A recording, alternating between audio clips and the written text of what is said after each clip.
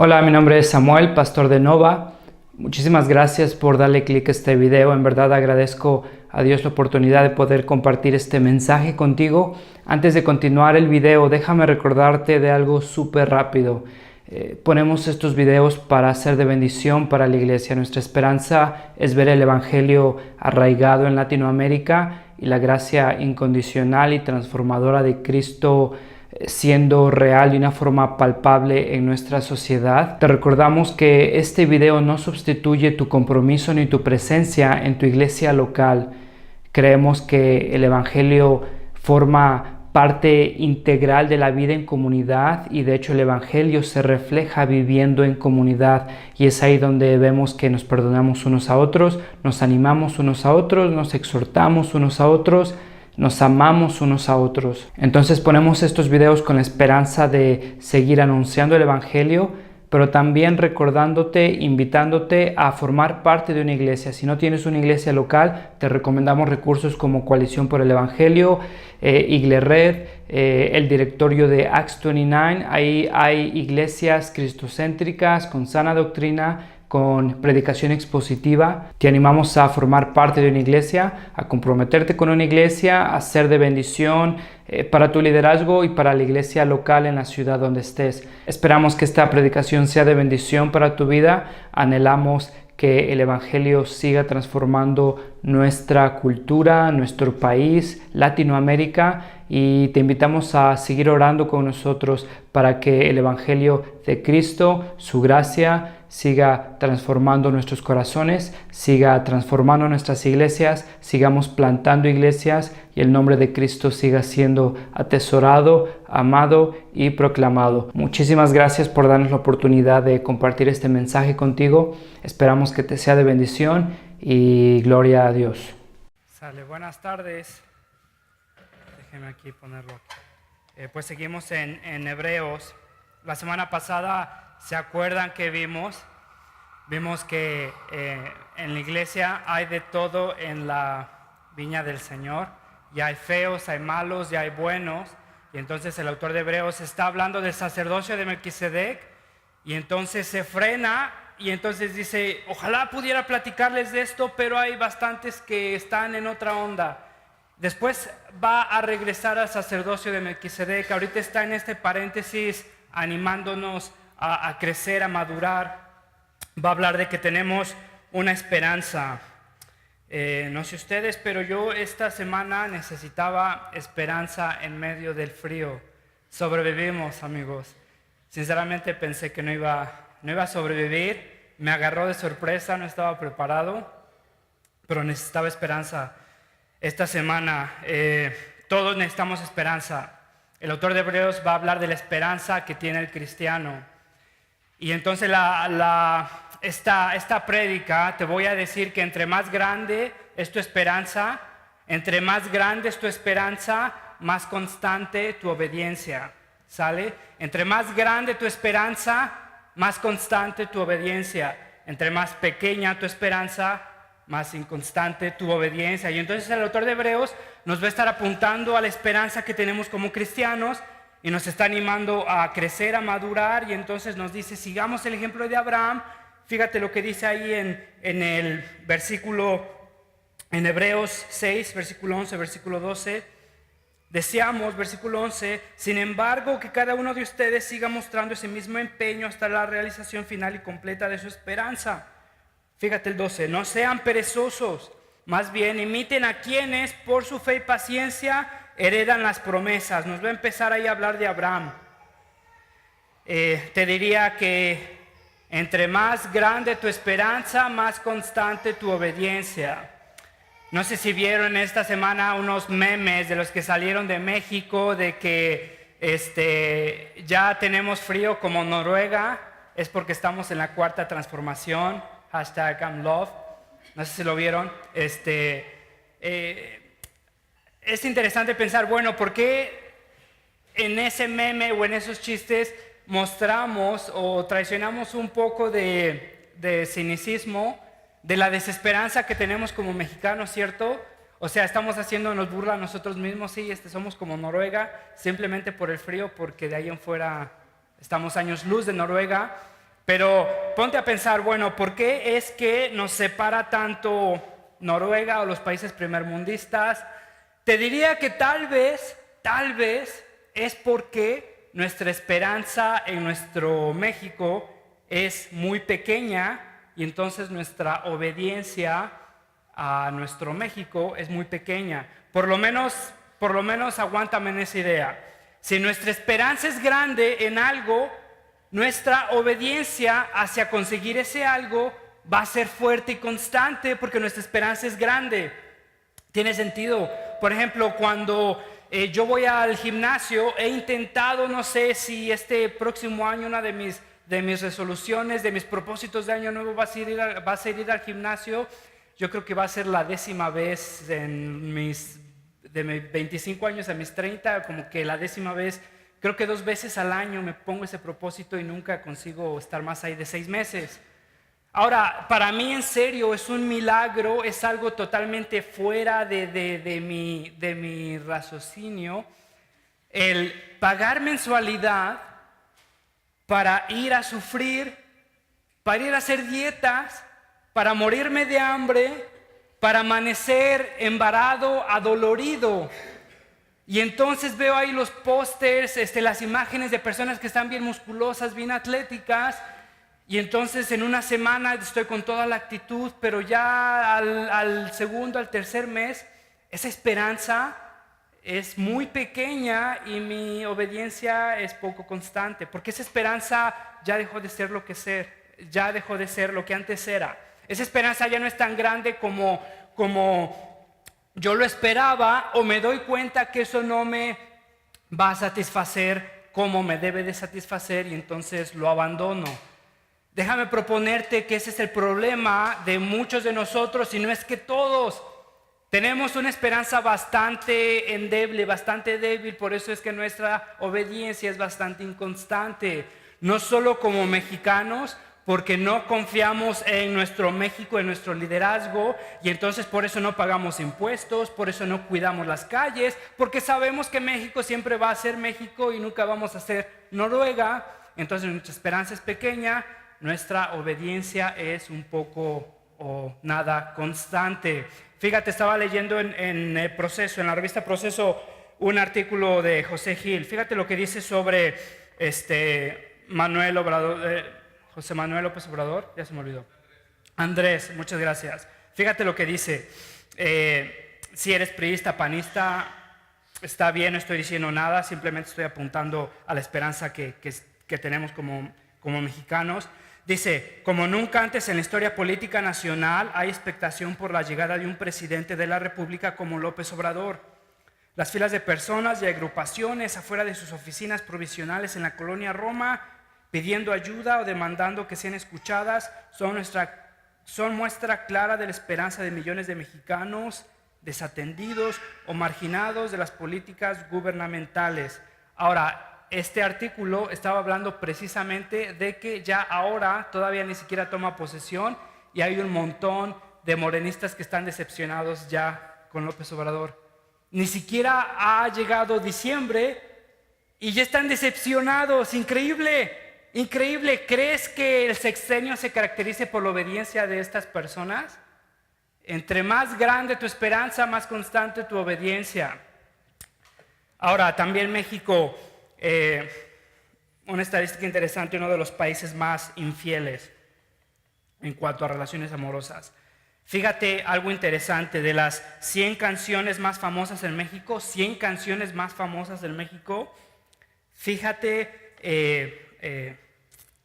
lo que nos representa. Bésame mucho, Consuelo Velázquez. Fíjate la desilusión, la poca esperanza que tenemos en el amor. Bésame mucho como si fuera esta noche la última vez. Bésame mucho que tengo miedo a tenerte, perderte después. Quiero tenerte muy cerca, mirarte a los ojos y tenerte junto a mí. Piensa que tal vez mañana estaré muy lejos de ti. En el segundo lugar, Juan Gabriel, ¿para qué me haces llorar? ¿Por qué no ves cómo te quiero y para qué me haces sufrir? ¿Qué no ves que más no puedo? Yo nunca había llorado, y menos de dolor, y nunca había tomado, y menos por tu amor. ¿Por qué me haces llorar y te burlas de mí? Si sabes tú muy bien que yo no sé sufrir. De las 100 canciones que nos representan, en verdad interesante, la mayoría, si no es que todas, hablan de desamor, de despecho, de desilusión, no solo en ámbitos políticos, sociales, en una realidad de nuestras relaciones personales.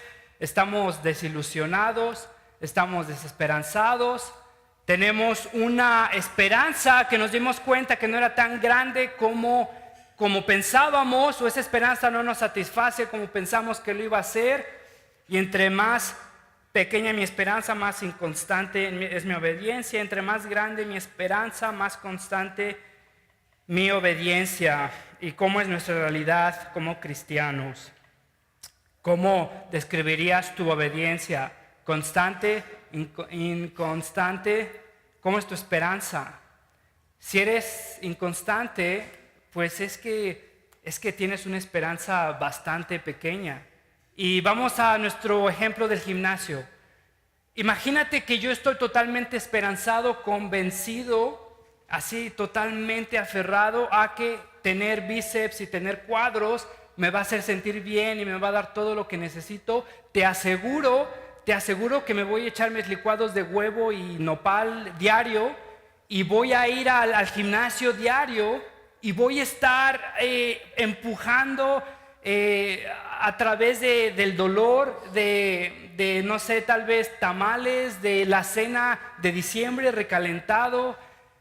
Es que para mí es imposible imaginarme dieta, recalentado, y ahí mi esperanza se vuelve bastante pequeña. ¿Cómo es entonces como cristiano tu esperanza? Fíjate, entonces vamos otra vez a Hebreos. Dice entonces: deseamos sin embargo que cada uno de ustedes siga mostrando ese mismo empeño hasta la realización final y completa de su esperanza. El versículo 12 te lo dice en otras palabras: no sean perezosos. En el 11 dice mostrando el mismo empeño. En el 12: no sean perezosos, más bien imiten a quienes por su fe y paciencia heredan las promesas. Versículo 13, versículo 14 de Hebreos 6, fíjate, dice: cuando Dios hizo su promesa a Abraham, como no tenía nadie superior por quien jurar, juró por sí mismo y dijo: te bendeciré en gran manera y multiplicaré tu descendencia. Ahí está la esperanza. Y así, después de esperar con paciencia, Abraham recibió lo que se le había prometido. Maduremos, nos está diciendo maduren, después nos pone un ejemplo, es Abraham, y entonces nos dice: Abraham tiene una esperanza grande, y entonces su obediencia es constante porque su esperanza es grande. Y entonces fíjate lo que nos dice: y así después de esperar con paciencia, Abraham recibió lo que se le había prometido. Ahora, en este versículo se resume una de las historias más tensas de la narrativa cristiana, de la narrativa bíblica, y habla sobre Génesis 22. Vamos a hablar sobre Génesis 22, pero vamos un poquito antes de Génesis 22 a Génesis 12. Ahí están los versículos en la pantalla. Fíjate, cuando Dios llama a Abraham de Ur de los Caldeos, Abraham no conocía a Dios, Abraham no quería conocer a Dios, Abraham estaba cómodo con sus dioses, y sin embargo es la misericordia de Dios atravesando y empujando la rebeldía de Abraham, y entonces Dios se revela a Abraham, se da a conocer a Abraham, y fíjate lo que le dice: el Señor le dijo a Abraham. Todavía no es Abraham, que significa padre de naciones, sino es Abraham, padre. Dice: deja tu tierra, tus parientes y la casa de tu padre, y vete a la tierra que te mostraré. Haré de ti una nación grande y te bendeciré. Haré famoso tu nombre y serás una bendición. Bendeciré a los que te bendigan y maldeciré a los que te maldigan. Por medio de ti, literalmente por medio de tu simiente, por medio de tu genealogía, serán bendecidas todas las familias de la tierra. Versículo 4, Abraham partió tal como el Señor se lo había ordenado. Abraham tenía 75 años, Abraham no conocía a Dios, tenía 75 años, Dios lo llama, Abraham deja su familia, deja su ciudad, todo lo que conocía, Abraham va y sigue a Dios. Entonces tiene 75 años, después llegamos a Génesis 18, 23 años después de que Dios le había dicho eso, Pasan 23 años después, estamos en Génesis 18, y llega Dios y dice ahí el ángel del Señor, probablemente la segunda persona de la Trinidad, Cristo encarnado, una teofanía. Entonces llega en Génesis 18 y le dice a Abraham: de aquí a un año vas a tener a tu hijo. Hace 23 años él había prometido que iba a tener descendencia. Tenía 73 años. Imagínate cómo es vivir 73 años. Seguramente tenían el anhelo de tener un hijo. Seguramente ya habían abandonado ese anhelo. Llega Dios, les dice: vas a tener un hijo. Pasan 23 años. 23 años donde Dios no se comunica otra vez con ellos. Pasa 23 años y entonces el ángel del Señor come con Abraham. Y entonces le dice que su promesa va a ser válida y de aquí a un año va a tener un hijo. Génesis 22, capítulo 1, versículo 2. Pasando cierto tiempo, fíjate, Dios puso a prueba a Abraham. Antes de eso había nacido Isaac. ¿Y te acuerdas por qué se había llamado Isaac? Significa risa. Cuando Dios le dice a Abraham: vas a tener un hijo, Sara, que ya tenía 80 años, se empieza a reír de escuchar la promesa de Dios a sus 80 años, tener un hijo, y se ríe. Entonces le dice: vas a ponerle Isaac. Y entonces llegamos al capítulo 22.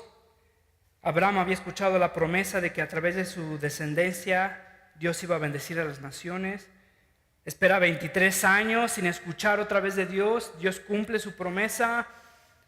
Y entonces llegamos al versículo 1. Pasando cierto tiempo, Dios puso a prueba a Abraham y le dijo: Abraham, aquí estoy, respondió. Y Dios le ordenó: toma a tu hijo, el único que tienes y al que tanto amas, y ve a la región de Moría. Una vez allí, ofrécelo como holocausto en el monte que yo te indicaré. El versículo 3, Abraham se levantó de madrugada y ensilló su asno, también cortó leña para el holocausto. Fíjate lo que pasa. Abraham se le promete algo imposible. Abraham recibe la promesa de Dios, pero el autor no nos dice qué es lo que pasa en esos versículos. Y entonces cuando dice ahí: entonces Abraham se levantó de madrugada y ensilló su asno, tal vez un cristianismo superficial nos diría: bueno, es que Abraham como robot se levantó y obedeció el mandato de Dios. Y tal vez no. Tal vez se levantó porque no podía dormir. Tal vez se levantó porque no quería darle explicaciones a Sara. Imagínate, no sabemos cuántos años tenía Isaac, pero Isaac es lo suficientemente grande para darse cuenta. Después le va a preguntar a su papá: papá, vas a sacrificar algo pero no hay animal. Ya Isaac se puede dar cuenta de lo que está pasando. Entonces imagínate, se va por unos días. Dice ahí en Génesis 22 que Abraham y Isaac suben al monte por 3 días.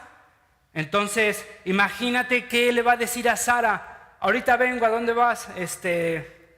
Vamos por una coca y regreso. Imagínate, ¿qué le va a decir? Ahora imagínate lo que estaba sintiendo Abraham en ese momento. Fíjate lo que aparece. Dice: Abraham se levantó de madrugada y ensilló su asno. Tal vez no podía dormir, tal vez no quería ver a Sara, tal vez ya quería terminarlo, como cuando te van a hacer una endodoncia y ya ni modo, si me la van a hacer que me la hagan. Estaba luchando Abraham, tiene 3 días de subir con su hijo al monte. ¿Tú qué hubieras hecho? Tu esperanza es grande y tu obediencia es constante. Qué bueno que no fui yo el que estaba allí, porque si hubiera estado yo le hubiera dicho: oye Dios, pero porque, ¿qué te pasa? ¿Qué me estás diciendo? ¿Estás reconociendo que es mi hijo el que más amo? Estuve 70 años sin tener un hijo. Mi esposa estuvo 80 años sin tener un hijo. Vi el cuerpo de mi esposa envejecer, vi mi cuerpo marchitarse. Nos hicimos a la idea de que no íbamos a tener un hijo. Después me dices que vamos a tener un hijo y me haces esperar 23 años. Mi esposa no me creía. De hecho, mi esposa se rió de tu promesa y yo le dije: vamos a confiar en Dios. Y empezamos tal vez ahí a preparar un cuarto para Isaac y le pusimos nombre y nos empezamos a imaginar lo que iba a ser su vida con Isaac. Nos diste Isaac y después ahorita me estás diciendo que lo sacrifique. Mi obediencia tiene un límite, Dios. Mira, me puedes decir que te dé a Ismael, pero no me pidas a Isaac. Me puedes decir que te dé unos de mis criados, pero no me pidas a Isaac. Y entonces fíjate lo que está pasando. La esperanza de Abraham es grande, su obediencia es constante. En el versículo 6 del Génesis 22, versículo 6, Génesis 22 dice: Abraham tomó la leña del holocausto y la puso sobre Isaac su hijo. Él por su parte cargó con el fuego y el cuchillo, y los dos siguieron caminando juntos. Isaac le dijo a Abraham: Padre, dime, hijo, aquí tenemos fuego y la leña, continuó Isaac, pero ¿dónde está el cordero para el holocausto? Versículo 8: el cordero, hijo mío, lo proveerá Dios. Son de estas cosas que me hubiera gustado estar ahí. ¿Qué habrá pensado Abraham en ese momento? ¿Pudo ver a los ojos a Isaac? ¿Pudo responderle a los ojos a Isaac? ¿Pudo verlo? ¿Pudo abrazarlo? ¿Pudo olerlo por última vez tal vez? ¿Pudo despedirse de él? El cordero, hijo mío, lo proveerá Dios, le respondió Abraham, y siguieron caminando juntos. Después la historia nos dice que llega y Abraham ata a Isaac al altar. No sabemos qué pasó ahí, qué habrá pasado ahí, qué habrá dicho Isaac en ese momento, qué le habrá dicho Abraham en ese momento, qué habrá pensado Isaac. ¿Habrá visto a los ojos a Abraham? Abraham habrá mostrado ansiedad, habrá mostrado enojo delante de lo que Dios le estaba demandando. No sabemos lo que pasó, pero tal vez, me imagino, si hubiéramos estado a unos metros de lo que estaba pasando, tal vez pudieras escuchar un grito de ¿por qué? Cuando Abraham estaba a punto de poner el cuchillo en el pecho de su propio hijo. ¿Por qué, Dios? ¿Por qué me haces esto? ¿Por qué me pides esto? Si ya me habías dado a mi hijo. Si me hiciste esperar 70 años, 30 años y después me pides esto, ¿por qué? Fíjate, Génesis 22, capítulo 15. El ángel del Señor llamó a Abraham por segunda vez desde el cielo y le dijo: ¿cómo has hecho esto y no me has negado a tu hijo? Sabemos entonces que el ángel del Señor impidió que Abraham sacrificara a su hijo, le agarró la mano y entonces dice: ¿cómo has hecho esto y no me has negado a tu hijo? Juro por mí mismo. Fíjate, Dios está diciendo: juro por mí mismo, que te bendeciré en gran manera y multiplicaré tu descendencia como las estrellas del cielo y la arena del mar. Además, tu descendencia conquistará las ciudades de sus enemigos. Puesto que me has obedecido, todas las naciones del mundo serán bendecidas por medio de tu descendencia. Eso es lo que nos está apuntando el autor de Hebreos. Hebreos 6, regresamos a Hebreos 6, el versículo 16. Y entonces nos dice: los seres humanos juran por alguien superior a ellos. Y el juramento al confirmar lo que se ha dicho pone punto final a toda discusión. Por eso Dios, queriendo demostrar claramente a los herederos de la promesa, nosotros, que su propósito es inmutable, la confirmó con un juramento. Fíjate el versículo 18, lo hizo así para que mediante la promesa y el juramento, que son dos realidades inmutables en las cuales es imposible que Dios mienta, tengamos un estímulo poderoso los que buscamos refugio y nos aferramos a la esperanza. Buscamos un refugio de falsas esperanzas, llegamos al refugio de una verdadera esperanza, nos aferramos y entonces Dios dio ese juramento a nosotros para motivarnos. Ahora, ¿por qué Dios juró por sí mismo? Si Dios es Dios, pudo haberlo dicho, y si Dios es Dios, nada más con decirlo es suficiente. El autor de Hebreos nos está diciendo: hizo un doble juramento. Siendo Dios, dijo algo que lo iba a hacer, ya es suficiente, pero después dijo: lo juro por mí mismo. Primero dejo de existir que traicionar esta promesa, que no cumplir esta promesa. Entonces dice, tenemos dos promesas: primero el juramento y después la promesa. La promesa de Dios, es imposible que Dios mienta. Y entonces, ¿cuál es la promesa? Después, cuando Abraham está a punto de sacrificar a su hijo y le dice, ¿dónde está Isaac le pregunta a Abraham, ¿dónde está lo que vamos a sacrificar? Abraham le dice, Dios proveerá. Después Dios le dice a Abraham, yo proveo, Dios te va a proveer. Vamos a regresar a esa escena donde le da un cabrito y sacrifica al cabrito, pero eso es lo que nos está apuntando, esa es la promesa, Dios proveerá, nos está apuntando a la promesa del Evangelio. Últimamente Dios proveerá, Dios va a proveer por nosotros. Entonces, últimamente sabemos que es en Cristo. Es la simiente de Abraham, es la bendición para las naciones, y Cristo está intercediendo por nosotros. Cristo es nuestro sumo sacerdote. Esa es la promesa que tenemos. Esa es la promesa del Evangelio, esa es la promesa de la simiente, es la promesa de restaurar todas las cosas. Entonces Dios le hace una promesa a Abraham, le hace 2 juramentos, te lo voy a hacer y lo juro por mí mismo.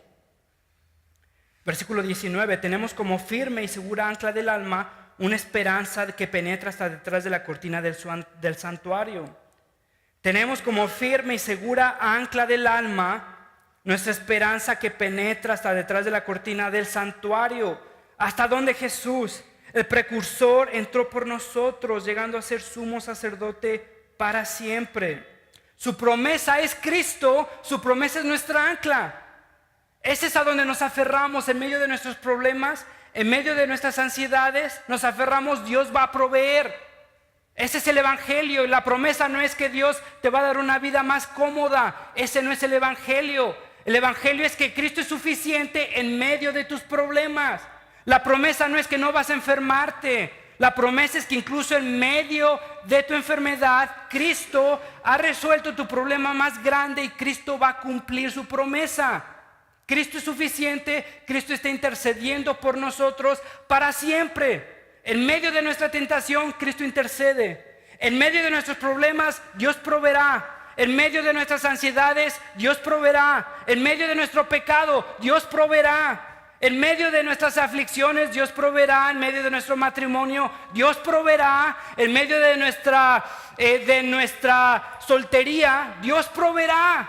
Dios es suficiente, nos ha dado lo que necesitamos, y entonces entre más grande tu esperanza, más constante tu obediencia. Entre más grande tu esperanza, entre más grande tu esperanza, más constante tu obediencia. ¿Qué te hace continuar en medio de la dificultad como cristiano? En medio de la tentación, incluso en medio del fracaso, en medio del pecado. ¿Qué te hace continuar?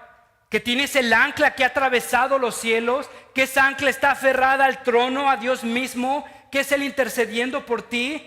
Incluso en medio de tu pecado corres a Dios por perdón, o te escondes delante de Dios porque te sabes no aceptado. ¿Qué haces en medio de ese problema? Entre más grande tu esperanza, más constante tu obediencia. Sabes que no debes de sobornar, pero es que mira, Dios, déjame hacer esto y después me compongo. Dios es suficiente, Dios proveerá. Sabes que no debes iniciar una relación con esta persona que odia a Dios, pero Dios, mira, déjame convencerlo. Dios proveerá, Dios es suficiente, Dios no se retracta de su promesa. Oye Dios, pero mira, déjame hacer este chamullo que nadie se entere y después regreso. Dios es suficiente, Dios proveerá. ¿Crees en esa promesa? ¿Crees que Dios es suficiente? ¿Crees que Dios es mejor que una relación con un inconverso? ¿Crees que Dios es mejor que un puesto envidiado por muchos? ¿Crees que Dios es mejor que un lugar donde no perteneces? Si crees que Dios es mejor, entonces tu obediencia es constante. Entre más grande tu esperanza, más constante tu obediencia.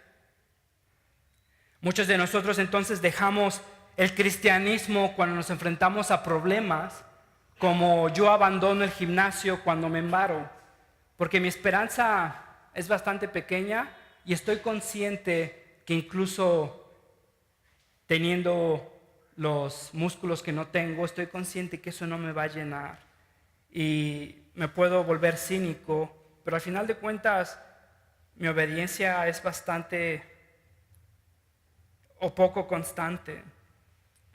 Fíjate entonces, el Génesis 22, versículo 1, dice, pasado cierto tiempo, Dios puso a prueba a Abraham. El versículo 2, toma a tu hijo, el único que tienes y al que tanto amas.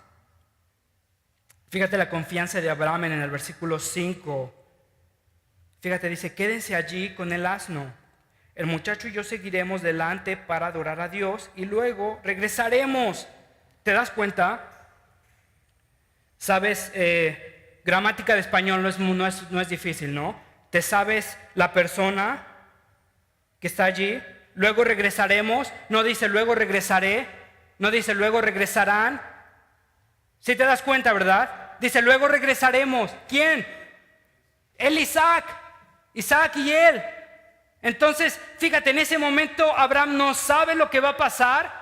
En ese momento Abraham le está sufriendo, obediencia no es fácil y últimamente sabe que su esperanza es fuerte, es grande y por eso su obediencia es constante. No sabe cómo, no sabe cuándo, no sabe por qué, pero sabe que si Dios prometió que a través de su obediencia iba a multiplicar las naciones, entonces Dios va a tener que resolver el problema que Dios se causó a él mismo. Si Dios le prometió algo a Abraham, Dios lo va a cumplir. ¿Sí tiene sentido? Si Dios le pide sacrificar a Isaac por medio del cual iba a cumplir su promesa, entonces Abraham sabe que Dios va a terminar resolviendo esta situación. Va a terminar resucitando a Isaac. Fíjate la confianza grande de Abraham. Fíjate la obediencia constante de Abraham. Fíjate lo que dice, y luego regresaremos junto a ustedes. Fíjate cuando Isaac le pregunta dónde está el sacrificio, en el versículo 7, la segunda parte del versículo 7, fíjate lo que dice, allí tenemos el fuego y la leña, continuó Isaac, pero ¿dónde está el cordero para el holocausto? Fíjate lo que dice, el cordero, hijo mío, lo proveerá Dios. ¿Sí te das cuenta de lo que está pasando? Abraham confía en la promesa de Dios. Entre más grande tu esperanza, más constante tu obediencia. Fíjate lo que R.C. Sproul dice, un teólogo, dice, si llego a confiar en algo o alguien que no es aquel que tiene poder sobre el sufrimiento y en última instancia la muerte, estoy condenado a la decepción. Estamos condenados a la decepción. Vivimos condenados a la decepción. Muchos de nosotros anclados a la decepción. El sufrimiento te llevará a la desesperanza. Cualquier vestigio de templanza se desintegrará. Es la esperanza de Cristo la que nos mantiene, la que nos permite perseverar en tiempos de tribulación. Es la esperanza de Cristo la que nos permite perseverar en tiempos de tribulación y angustia. Tenemos un ancla para nuestras almas que descansa en aquel que nos ha precedido y ha conquistado. Entre más grande tu esperanza, más constante tu obediencia. Cuando estás desalentado, Cristo está intercediendo. Cuando te sientes abandonado, Dios proveerá. Cuando te sientes tentado, Cristo está intercediendo. Cuando te sientes defraudado, Dios proveerá. Fíjate que el ancla asume que hay tormentas. Déjame regresar a esto. El ancla asume que hay tormentas. La promesa que Dios te da no es una vida fácil, no es una familia perfecta, no es una cuenta de banco en números negros, no son hijos sanos, no es un matrimonio feliz. Esa no es la promesa que Dios te da. La promesa que Dios te da es Dios proveerá en medio de la tribulación y Cristo está intercediendo para siempre, para siempre. En medio de tu tentación, en medio de tu frustración, Cristo está intercediendo. Esa es la promesa que Dios te da. Canjeamos las promesas eternas de Dios por juguetes oxidados, por tips para mejorar mi vida, por un mejor trabajo, por un mejor ambiente, por salirme de mis problemas. Fíjate que el ancla asume que hay tormentas y es en medio de esa tormenta la que nos ancla, nos da seguridad y esa ancla está anclada a Dios mismo. No nos podemos separar de Dios mismo. Cristo está intercediendo por nosotros. Ahora fíjate lo que pasa, que la promesa que Dios le da a Abraham y le da a su iglesia no es por méritos humanos. Si ¿Se sabe la historia de Abraham? Abraham, después de que recibió la promesa de que Sara iba a tener un hijo, Abraham va y trata de forzar a Dios para conseguir su promesa, y entonces embaraza a una de sus criadas y nace Ismael. Abraham no confía en la promesa de Dios, y Dios es fiel a la promesa que le dio a Abraham, a pesar de Abraham, para la gloria de Dios. No solo eso, sino que Abraham negó a su mujer 2 veces en frente de reyes. La codiciaban y a Abraham se le hizo fácil dárselas a los reyes cuando sabía que Sara debería de estar embarazada por él para que Dios cumpliera su promesa. La promesa que Dios le da a Abraham es a pesar de Abraham, y Dios es fiel a la promesa, no por los méritos de Abraham. En otras palabras, tu prosperidad no significa la bendición de Dios, ni tu sufrimiento significa la desaprobación de Dios. Hay de nosotros, hermanos, hay de nosotros si pensamos que nuestro éxito laboral significa nuestra bendición de Dios. Podemos estar totalmente alejados de Dios, totalmente detestados de Dios, totalmente desobedeciendo a Dios, tener prosperidad económica y pensar que Dios nos está bendiciendo.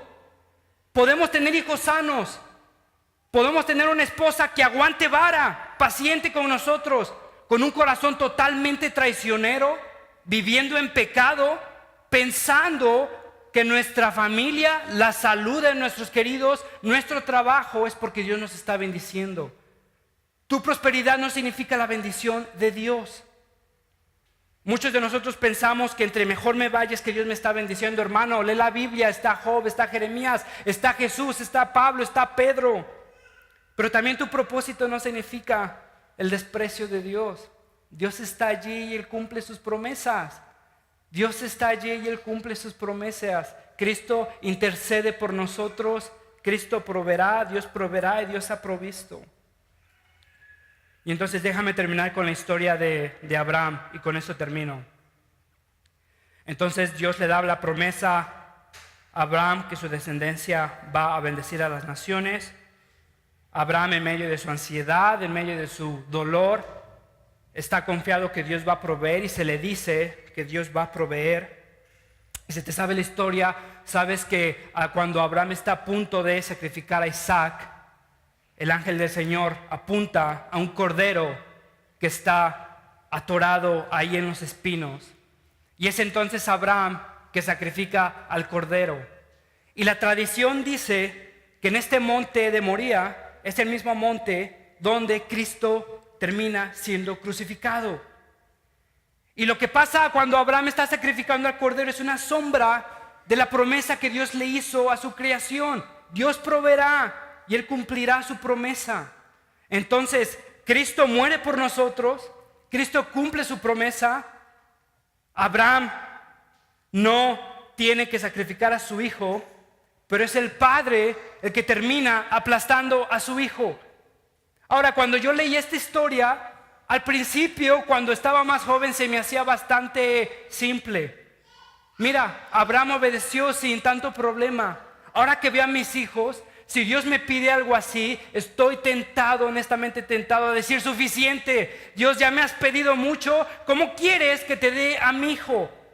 ¿Cómo quieres que aplaste a mi hijo? ¿Cómo quieres que le entierre cuchillo a mi hijo? ¿Para qué me lo diste si me lo vas a pedir?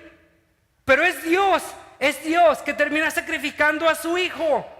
Y entonces por lo menos Abraham puede interceder por Isaac. No sabemos lo que Isaac dice, pero por lo menos Isaac puede defenderse, ¿cierto? Y entonces está Jesús en el jardín de Getsemaní y nadie está intercediendo por Jesús, nadie. Todos lo rechazan, todos lo abandonan, y entonces está Jesús y dice: Señor, si es tu voluntad, pasa de mí esta copa. Nadie le hizo segundas. ¿Te imaginas el dolor del Padre?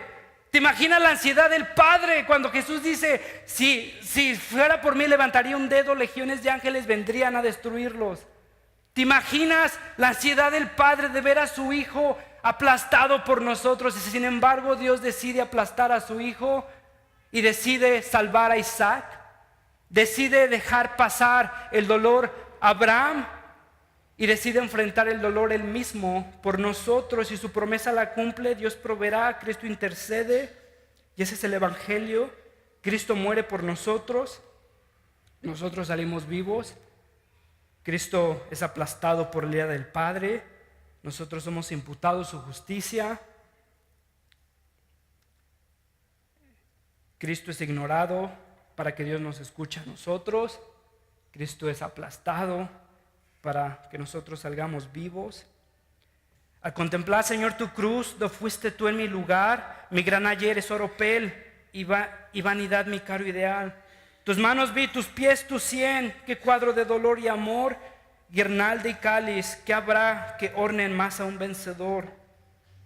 ¿De qué podré gloriarme hoy? Pues ya mi yo crucifiqué. Y ante tu altar mire arder lo que antes fue de más valor. Si en mi haber tuviera yo la creación para ofrecer, sería nada ante tu amor que exige de todo mi ser. Recordamos la cena del Señor, que Cristo murió por nosotros, que Cristo entregó su cuerpo por nosotros, vertió su sangre por nosotros. Y entonces la iglesia, los que confiesan a Cristo, en la cena del Señor recordamos la promesa que Dios nos dio. Cristo intercede por nosotros, Dios proveerá y Dios ha provisto. Dios proveó en Cristo. ¿Te sientes abandonado? Cristo es suficiente. Dios cumplirá su promesa. ¿Te sientes traicionado? Cristo es tu justicia. ¿Te sientes ignorado? Dios te escuchó. ¿Te sientes necesitado? Jesús proveerá. Dios proveerá y Dios ha provisto en Cristo. Si tu esperanza es grande, tu obediencia es constante. Señor, te ruego, Padre, por nuestros corazones desesperanzados, Señor. Llego a ti confesando que no creo tus promesas, Padre. No creo que tú eres suficiente, que, Señor, tú provees por mis necesidades y vivo ansioso, buscando proveer por mis propios recursos. Y Padre, estoy cansado de vivir así, Señor. Te ruego que tú hagas un milagro en mi corazón, Padre, que me apuntes a la esperanza que tengo en Cristo. Cristo ha provisto por nuestras necesidades. Tú has jurado por ti mismo.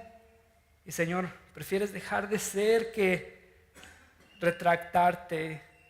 Padre, hiciste un doble juramento y todo lo que necesitamos está en Cristo. Señor, gracias. Gracias porque es a pesar de nosotros, a pesar de nuestra negación, de nuestras dudas, de nuestro pecado.